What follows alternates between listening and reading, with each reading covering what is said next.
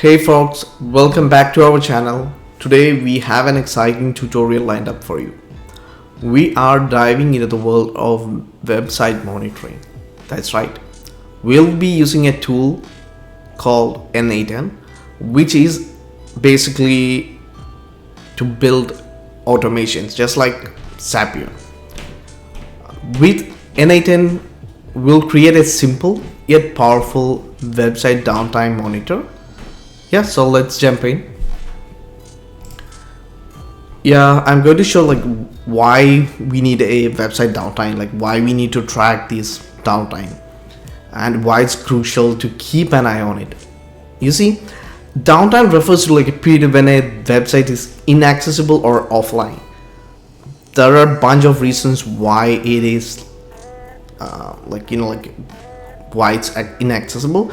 Like it can be like a server issues, maintenance, or even like cyber attacks. Now, like imagine your website goes down without you even knowing about it. So in that case, you could be losing potential customers, revenue, and your online reputation. So that's why like a website downtime monitor is really essential. As you can see, there are other use cases, like if you want to, like you can use the same downtime monitor for like uptime monitor as well. Like you can see, you can use it for like a server monitoring, like server or any services that you're tracking, and also for competitive like analysis. So if you want to track your competitors like website, how their performance is, how their like uptime looks like, so you can use this one. So like the only reason like don't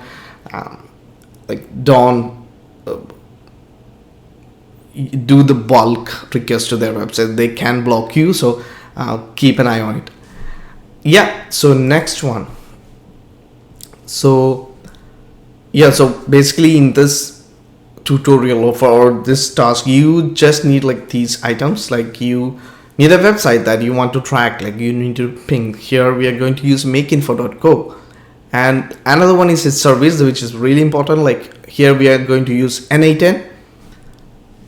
You can also use Zapier for it. So why n8n? That means, so n8n is like a free and open source tutorial, so you can custom host it on your server, or also you can use their cloud hosting. This is also like it's a powerful tool. I've been using n8n for a while, and it's really like the result is really impressive. Then you have other tools like Zapier. This is like a top notch in the market right now. They have a free versions, but they don't allow multi chaining the applications, like like multiple steps. They won't allow it.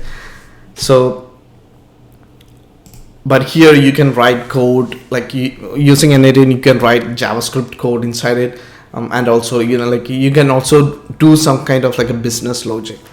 That's really amazing on n8n. And this is purely optional, but if you have like HTTPS knowledge, that's really helpful. So let me show you what that is. So here like we are going to track like 200 like HTTP status. That means each time when you make a request to a website, there is a like on the browser you can see like there is a response you're getting. So that response have like there's tons like bunch of response. You just need to know like what 200 that means. So 200 that means okay, and if it's a good one. So this is like a simple monitor. There are so many other cases, like what happens if there is a redirection to the website, or what happens some other services. So on this case we are not doing anything like that, but just like a simple one. That's why it's like it's your downtime monitoring system, like a simple one like that you can use yourself. So here you can see 200, that means okay request, that means your website is up. And then there's what happen if it's a downtime, like what you want to do, like if it's not working, like it's not accessible. So here in this case I'm going to send a message to my Telegram. You can do the same for Slack, WhatsApp, email. You can connect it with n8n and use it there. Okay, the next one is the logical part, like how this is the main part because this is how the logic works. So here, as you can see, there is a schedule trigger. Then there is a like website request. So this website request is the HTTP part, but schedule request trigger. Sorry, that means when you want to trigger or when you want to request to your website, like over what time, what hour of the day you want to do the request. So so this is basically a cron job, like like okay, I need every 5 hours I need this request, every 10 hours I need this request. So you can change it based on your requirements. So and from there it's going to hit on that website, and from there, okay, so from there here you do the website request, and then the logical condition is like, okay, if the response is good, you got back from a good response from your website, yeah, do nothing, like you don't need any SMS, or like because it's up, the website is so what happened if it's a bad request, like what happened? So the bad request, that means it's not a 200. So I don't mean basically that it's 200 is the only okay, but you can see that like like it's all success. You can go through each status code to see like what happened in each condition. So here, if it's not 200, then send a Telegram message. That's a logical message. So send a Telegram message saying that okay, this particular website is unreachable, and I'm going to show you using a particular scenario, like a good one and a bad one. Okay, come back to the workflow. So this is my custom n8n workflow. This is already pre-built, so I'm going to show you like what's up, like like how you can build it. I'm going to export it. You can download it later. I will pin into the YouTube description. Here there is a schedule, as I said, schedule trigger. We can see what it is. Okay, see the trigger rules. So trigger intervals of hours, like you can select seconds, minutes, hours, days, like whatever, have it. You can always use their documentations to see like how they process, like how they use this one. And back to canvas here. Okay, so it's actually makeinfo.co, but before I was testing it, like like I was testing it with like a bad URLs, like not bad, like unhealthy URL. So yeah, so yeah, let's test with this URL. So I use a tool called Is It Down right now to see like what's the like like unhealthy, or like which service is unhealthy right now. So you can check whether, yeah, so they're saying the Calorie King is still down. Okay, let's go and see the next. Okay, now execute, like you can just do it, like execute this node. Okay, so it returned so basically it's checking like like on this HTTP request, you can see like I put it as like a get method, and add the URL there. So an options tab, like I just put like a response, like include the response header and the status. So that's the one we actually needed for this simple tool. So because we are catching that, and based on the status, that the HTTP status, we know that whether this website is up or not. And the logic part is here basically. So here, okay, before that, it's going to check if there is a status code 200. There is no status code 200. It's just errored out like with some kind of like a 502. And we want to know, like if you want to know what 502, go to this website and see, oh, bad gateway, something went wrong, like a bad gateway. So basically in this condition it's going to check that, okay, so the value, like it's going to check, okay, if the value is 200, like if the JSON, so JSON is the response we are getting back from that like the website, the HTTP request, but here like we are checking whether it's equal to 200.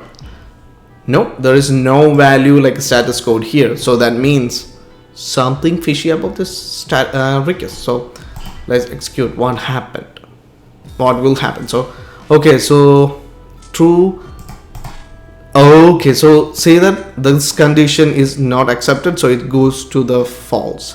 So here that's the logic part. Like if we write a condition here and say that, okay, if there is a condition, we can write the logic based on true. If you want an uptime monitor, you can say, oh, the condition is true, and the website status code is obviously 200. Otherwise, like, okay, so in our right condition, it is false, then we trigger that, oh, we connect, like the connect the node and say that on the Telegram, oh, send this message, oh, this is not working. So previously, yeah, it was like a makeinfo.co is not reachable. So once it's there, like like it was like the makeinfo website was it's not reachable. Let me show you, like, okay, now we see a downtime monitor, so let me check it with www.makeinfo.co. oh, it's .co. Yeah, so let's check, let's see what's happening on the output page for this. Execute this node.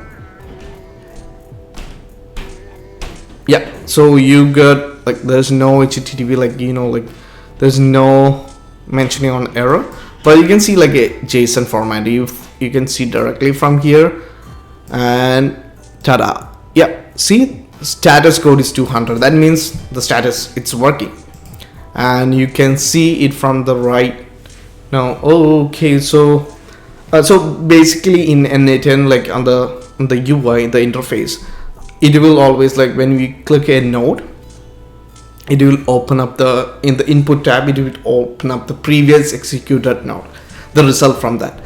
So you can see the data is there, and from here,